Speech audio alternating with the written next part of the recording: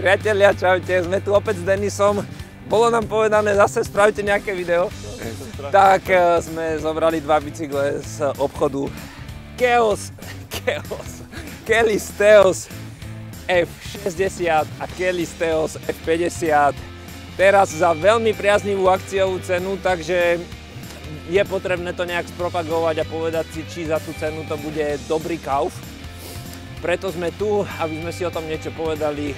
Preto je tu Denisko, lebo má skúsenosti zo servisu, aj osobné skúsenosti so Shimano motorom. Tak je veľmi šikovný, povie zase nejaký svoj pohľad na to. Treba nás pozerať a snáď to vydržíte s nami až do konca.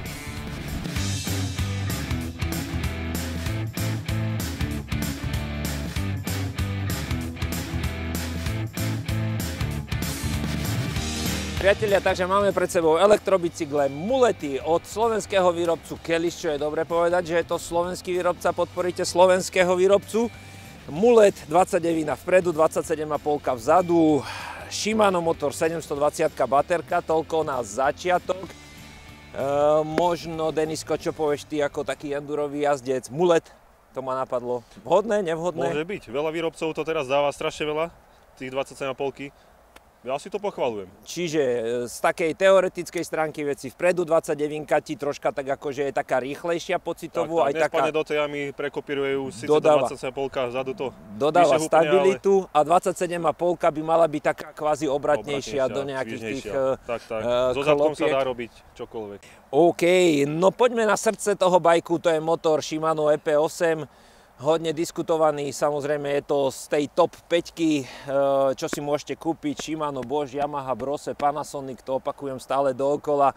Čiže tu máme Shimano EP8, ty máš aj osobné skúsenosti, dostatočne silný motor, bezproblémový motor, robíš aj v servise. 85 úplná krása, čo sa týka toho výkonu tej sily, podal by som, že medzi tými motormi je to asi taká zlatá stredná cesta.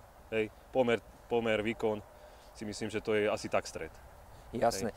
Ono, však všetká táto top 5 má tie Nm 250 W je štandard a tie Nm od 85 do 95. Ja by som povedal, že to Shimano je troška také bicyklovejšie. Ja mám pocit, že treba pri ňom ako keby troška viacej radiť. Chce ísť do viacej kadencie. Hej? Bosch ten ti ťahá, že aj pri takomto, ale to Shimanko, čo sa mne páči viac. Áno, viac sa využíva. Nejaké také vyhadzovanie errorov zo skúseností, zo servisu. Veľmi málo. Keď príde za tebou kamarát s čistým svedomím, mu povieš, vieš čo, Shimano, no problém. No problém. Už musí fakt sa niečo stať, že by niečo niekedy vyskočilo, ale keď sa to rozumne používa, není s tým problém.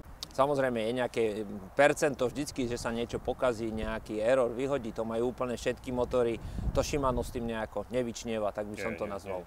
Lebo na webe, na internete, v recenziách sa vždycky nájde niečo, že niekto nie je spokojný, ale nie je to niečo, čo by človek kúpil z prostosť. Na takýto bajke to dávajú, tak je to fakt. A Shimano si myslím, že má aj veľmi dobré zastúpenie na Slovensku, čiže nejaké riešenie reklamácií alebo problémov je úplne... Behom týždňa vybavené, poriešené. Týchto Kellys Theosov už sme predali niekoľko, predsa len ten bicykel je už dosť dlho na trhu, teraz v tej akciovej cene, takže človek možno rozmýšľa, či je to dobrý rám. Tu treba povedať, že je to karbonová zliatina nejaká. Dajme tomu, je to trošku nadlhšie. Áno, ale je to roboticky robený rám, karbonový. Odvážili sme tie bajky, takže má to 23,5 kg, takto aj s pedálmi. Takže on aj na prevezenie pôsobí hodne ľahko. Štandardne tie elektrobajky majú aj cez 25 kg, takže aj ten rám, tá váha na to, že ako pôsobí mohutne, je veľmi dobrá. Kellys si myslím, že dizajnovo to veľmi pekne spravil. Myslím si, že toto, že je to takéto znížené, ty ako možno aj endurista, aj z jazdár. Veľmi sa mi to páči. Za mňa asi tak najkrajší bike, čo máme na predaní. Som rád, že si to povedal ty, lebo som to chcel povedať aj ja, že toto je naozaj jeden z najkrajších bajkov, čo máme na predajni v ponuke. V podstate tým, že je to tu takto nízko, tak aj keď to človek ťaha do vzduchu, aj takéto manévrovanie na kolená, tak tu, že ti to je to naozaj pravda? Akože myslíš, že... väčšinou si to chytáme medzi kolená sedlo a vtedy si manévrujeme s bajkom. Akože je to možno asi aj taká výhoda. Človek má viac ten bicykel pod sebou a vidí pekne z vrchu naň. to sú moje pocity. Takže aj tak pocitovo, že ten rám ti tam ako keby nezavádza, že si môžeš na ňom... Práve, že ja to beriem ako výhodu. Lebo viem, že ty vieš aj veľmi dobre do zákrut ísť. Tak, keď potrebujeme kolena dať kade tade, tak dá sa pohodička. Áno, takže preto to sa aj znižujú a tým pádom aj to ťažisko je trošička nižšie a čím je ťažisko nižšie, tým je ten bicykel lepšie ovládateľnejší. Tak. Vedia, čo robili aj skrz toho prepakovania. Výborne. Tu mám aj dosť často otázky na predajni, keď si pozrieme, že je to vlastne z jednej strany vlastne takto uchytené, že či to není nejaké problematické, alebo či to není možno menej tuhé. Skúsenosť zo servisu, alebo taká dlhodobejšia. Nie som problém, veľa výrobcov to dáva do jednej strany alebo do druhej. Ak si všimol, takže je to trošku také populárnejšie, že teraz to dávajú, neviem, tlmič doprava, doľava. Takže ale asi vedia, čo robia, nejaké skúsenosti osobne s tým nemám, že by som to nejako dobre, pocitoval. Ale zo servisu, že sme ich predali tie bicykleky. Čo sa týka servisu, nikdy s tým nebol nejaký problém. Tých bicyklov sa predalo na desiatky kusov, takže už vieme to aj troška z dlhodobého hľadiska, či tam je problém, či tam není problém. Nebýva. Systém prúženia Kelly označuje ako ThinkLink, čiže je to uloženie na priemyselných ložiskách.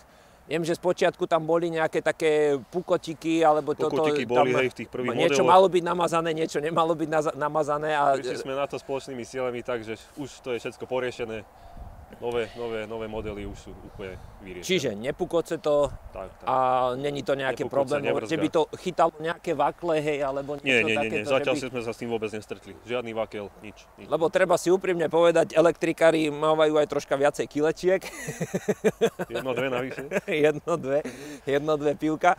Takže aj tá váha tam je dosť prenašaná, čiže keď aj nejaký zákazník, čo má 110-120 kg, nemusí sa bať, že by mu to nejak to zadné koleso to je všetko stávané. Mal pocit. To je všetko na to vyrobené, takže tam není o čom. Nemali sme s tým fakt žiadny problém. Okrem toho pukotania na začiatku, ale poriešené, vybavené, rado sa voziť. Výborne. Takže máme zodpovedanú otázku motora, otázka rámu, ostatná výbava, alebo motor. Nie motor, ale batéria, myslím. Batéria je 720 Wh. Odnímateľná, po odňatí tohto šrobu si ju pekne vyberiete, je to celkom jednoduché, bezproblémové, 720 Wh musí postačovať. Ty viem, že máš Orbejku, tam máš 500 baterku. Hej, 540, RS-ko, 60 N motor, takže tam je to skoro také isté. Že je to na celý deň vozenia. Ty si štihlý, športový, tak do toho troška dávaš zase, čo sú. Ale ja si myslím, že so 720 Wh batériou nebude mať nikto problém. A kto už má s ňou problém, tak je asi problém niekde inde. Treba rozmýšľať už. Takže možno niečo v tomto zmysle, ale naozaj 720. Možno taká spotreba toho motora, dá sa... Ale to si myslím, že či je Shimano šetrnejšie, ale podľa tých Newtonmetrov by to malo byť veľmi podobné. Že či... Je to asi skoro tak narovnako, je tam možno 10-20 km rozdiely v tých e-bajkoch. Nie je to nejaké, že radikálne. Aj keď sa píšu na displeji, že jeden má toľko, jeden toľko, niekedy to je aj klamlivé. Záleží kto, aké kopce, na tom displeji to vidíš, však to si ukážeme, ale tam nám zobrazuje, koľko pôjdeš aktuálne. Tam, keď zase pôjdeš dole kopcom, tak sa zmení aj dojazd na displeji. Výborne. Čiže ty máš pred sebou F50. To je vlastne presne to isté ako tá F60, len farebná kombinácia. Toto je veľkosť M, toto je veľkosť L. Tam sa to láme zhruba pri výške 178, čiže do 178 je M, zhruba od 178 vyššie je L. Na mňa to L je úplne v pohode pri 185. RockShox Recon vidlica, už tá Goldka. Aha, RockShox 35, čiže 35 nohy. Goldka, čiže myslím, že fajn vidlica, skúsenosti. Úplne v pohode, motion control, zamykačka, klasika, vzduch, odskok, 150 zdvih, bohato stačí na tento typ. Áno, vpredu 15 cm, vzadu 14 cm zdvih, čiže ten bike je robený tak troška trailovo možno, není úplne do takého endura, do skokov a takto, ale... Dá sa s tým vyšantiť, dá sa, pohode, aj si zaskačeš, úplne v pohode. Ale tie dopady by mali byť také dobré. Tak samozrejme, že nie 10-metrové polety, ale... Jasné. Tlmič, RockShox, Deluxe, Select, nemá zamykanie. Čo si myslíš o zamykaní? A týto bicykle sa to ani moc nedáva. Hej, to už skôr na také tí trailové, že tam sa dávajú tí pri zamykaní, ale na to by som to možno Máš pocit, že až tak hore nepotreboval. kopcom, alebo keby si išiel dlhšiu trasu po ceste, že je potreba to zamykať? Keď to máš dobre nafúkané, keď to máš dobre nastavené. Záleží, kto je ako zvyknutý. Mne to osobne vôbec nevadí. Viem s tým bicyklom tak pracovať, že to vôbec nepotrebujem. Hej, to pri zamknutie, alebo úplne, že zamknutie. Lebo ja si myslím, že pokiaľ to máš dobre nafúkané, predok, Áno. zadok, ako málo kto keď asi sa s tým túto vie vyhrať. kategóriu šlape, že sa von postaví zo sedla a do toho dúpe do rajdov, akože vtedy by to malo všetci idú zmysel. kľudne a v pohodičke. No, čiže Keď je pokiaľ partia. človek do toho aj normálne šlape tak kruhovo a zo sedla, tak vôbec Tak. potreba zamykania vo všeobecnosti nie je, samozrejme už kto ako individuálne. Tak takto. No, rozdiel medzi F50 a F60 je v tom, že tu je 10 kolečko a Deore prehádzka Áno. a F60 má 11 kolečko XT, tú elektrickú sadu Linglight. Nie, to nie je elektrická, nie. Tú mechanickú, Tak, ale tak. pre elektrické bicykle, Áno, tak som myslel. Tak. Systém Linglight. Systém Linglight, ty si vravel, že to aj troška si skúšal, je to robené priamo na Áno, je to elektriky. priamo na e-bajky, že vraj o 300% kvalitnejšie oproti klasike. Áno. Trošku pomalšie to radí, čo mám skúsenosť, ale je to nadskval tak spravené, vyrobili to tak, aby to aj dlhšie vydržalo na tie bajky, predsa sú tam tí sily úplne desi inde, aj keď v záťaži ľudia radia v kopci plus mod, nejaké kilečka, takže dobre to spravili, krok vpred určite od Shimano. Tak aj transmission je troška pomalší a zvykli sme si, Hej. akože OK. Ale dobre, čiže cenový rozdiel je tam relatívne veľký oproti týmto dvom bajkom, takže naozaj, ak ste nároční na radenie a chcete v podstate takú top kvalitu od Shimana na elektrickom bicykli, tak má zmysel si priplatiť na to XT-čko. Tak. Ja už by som išiel určite do toho Linglightu, keď je bike. Aha, no vidíš. Už asi aj z dlhodobého hľadiska není tam taká servisovateľnosť ako pri tých klasických, že tu sa menia pastorky dosť často, keď to môžem spomenúť. Výborne. Hej. No, Linglight vydrží dlhšie.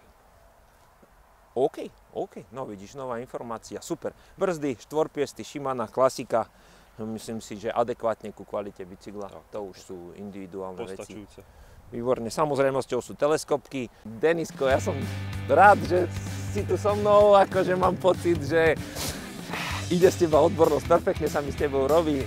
Paradička, priatelia, Kubica Šport, Kelisy, Teosy, F50, F60, kupujte kým sú, lebo za tie peňažky je to dobrý kauf. Tešíme sa na vás. Čaute. Jo, dôležitá informácia. Idú Vianoce a ja som aj chcel povedať, že ak si chcete znížiť daňový základ ešte do tohto roku, že sa vám podarilo troška viacej zarobiť a spravili ste viacej faktúr, tak elektrobicykle sa dajú dať do nákladov, to už asi viete, alebo treba sa opýtať účtovníka, ale dobrý kauf, znížite si daňový základ a budete platiť menšie dane. Príďte, vyfakturujeme. Kubica Šport, Žilina, Liptov. Čau.